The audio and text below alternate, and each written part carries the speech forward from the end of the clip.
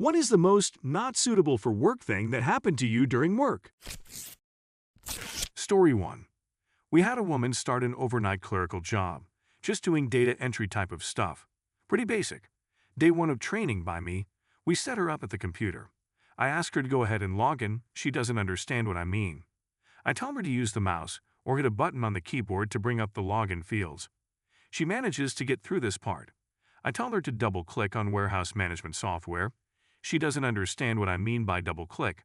I tell her to use the mouse. She doesn't know what I mean by the mouse. Okay, she may have overstated her abilities in the interview, but whatever, we need help. Fast forward 2 weeks as she was fired. It turns out she was making love with guys in the locker room for payment and got caught. Real classy lady.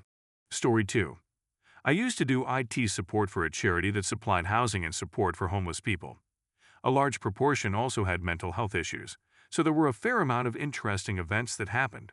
Being in IT, I'd avoided experiencing most of it firsthand, though I was threatened with being stabbed on about my 3rd day. Anyway, I come in one Monday, and there's an email labeled urgent, saying there was an incident at the stairwell of one of the properties on Sunday night, and could I pull the relevant CCTV footage and put it on a DVD.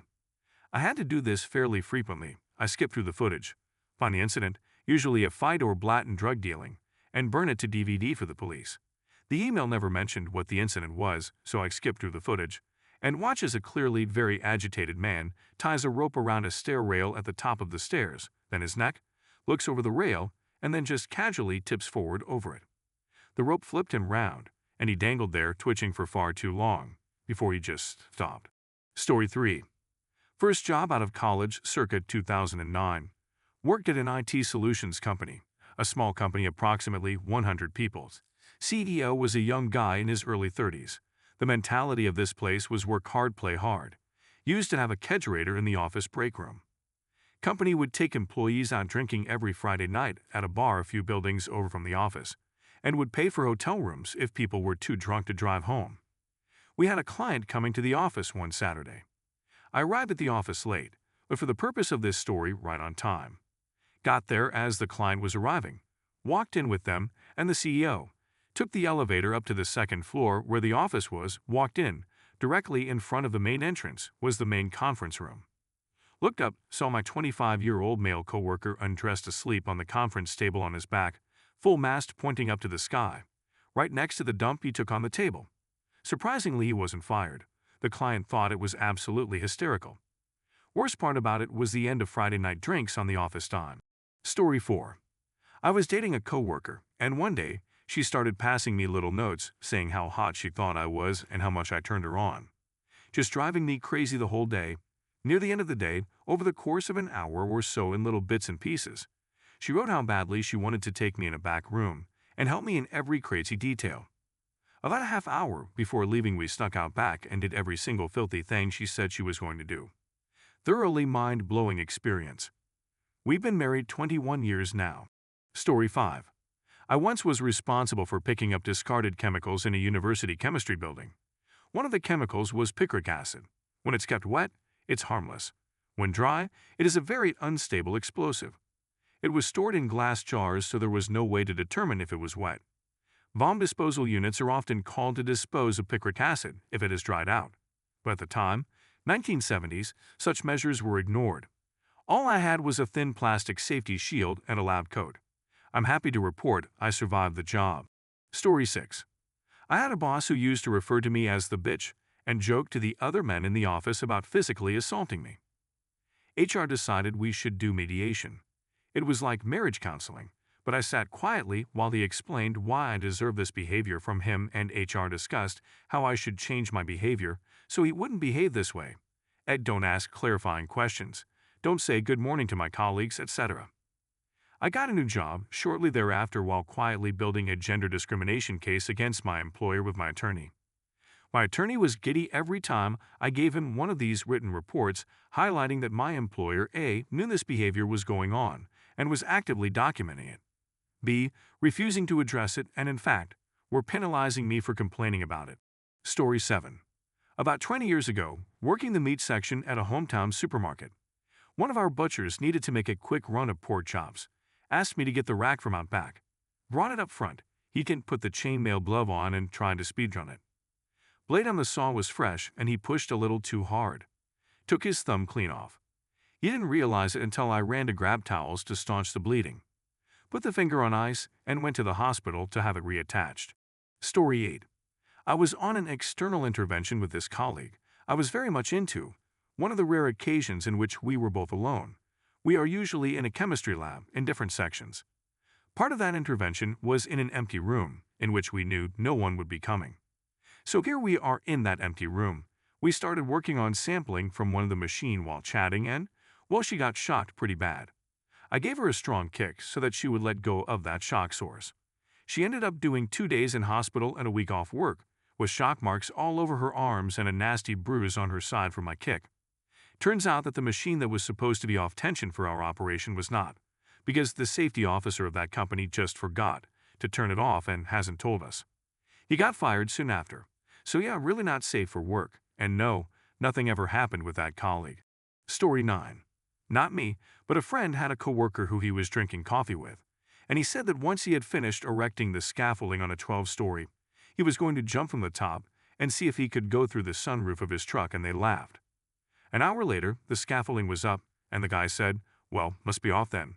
Probably won't be in tomorrow, and jumped. But weirdly, just before he did, he took his shoes off. My mate was paralyzed with fear when he ran off the edge and heard a bang shortly afterwards.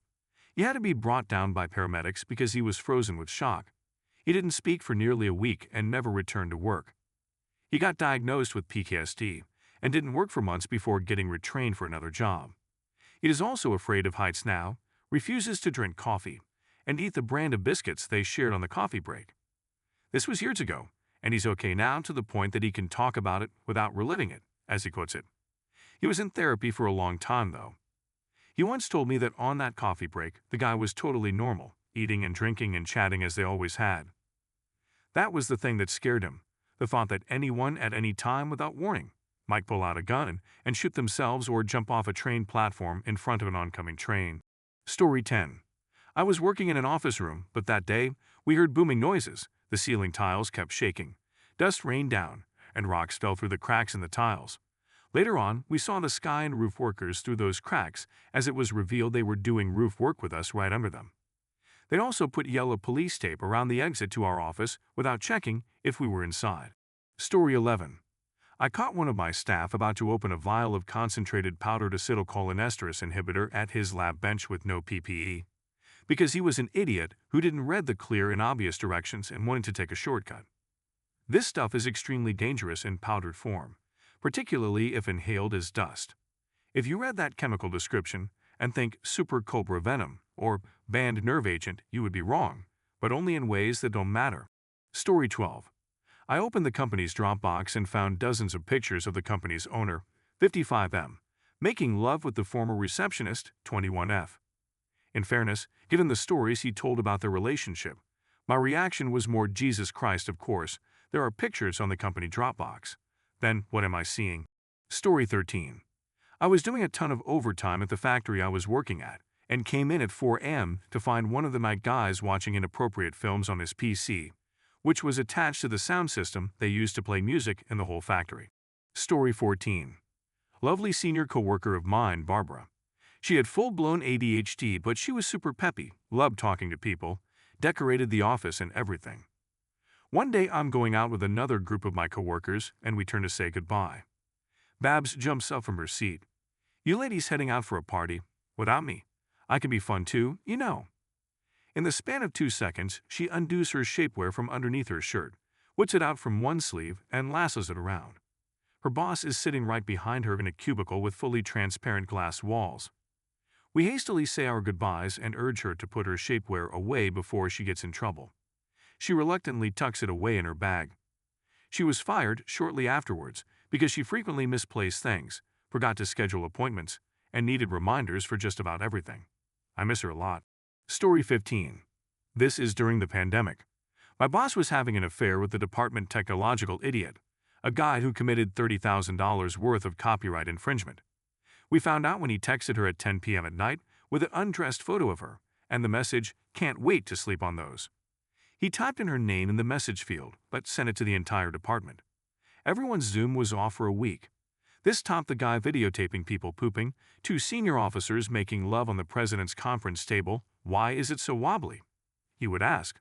An officer stone drunk and giving a gob presentation at lunch, and the fistfight that broke out in IT.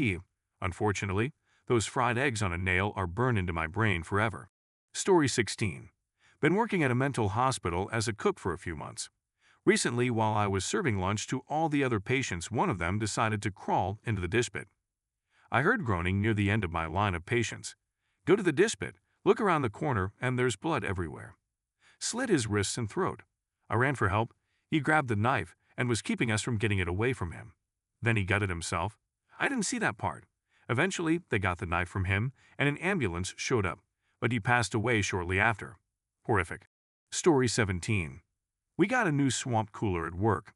There was a mix-up, where the company who delivered it thought we had a crane to lift it on the building, and we thought they had one.